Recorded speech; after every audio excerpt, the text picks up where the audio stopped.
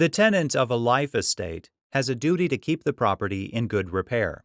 If the life tenant lets the property deteriorate, the remainderman may sue for waste. In the 1981 case, Moore v. Phillips, we explore whether a claim for waste will be barred by laches or estoppel simply because the remaindermen delay in filing suit after they learn that the life tenant isn't taking care of the property.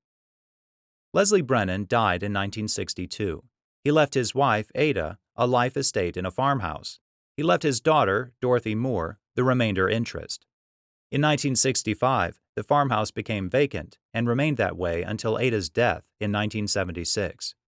Ada didn't take care of the farmhouse, and its condition deteriorated.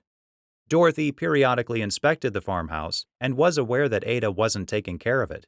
However, Dorothy didn't file suit during Ada's lifetime. The majority of damages occurred during the last few years of Ada's life.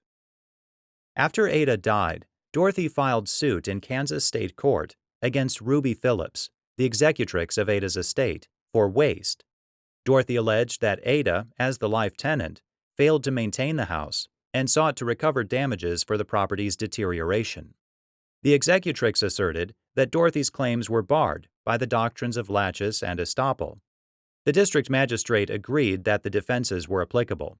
The district judge reversed, held that laches and estoppel didn't apply, and entered judgment in favor of Dorothy.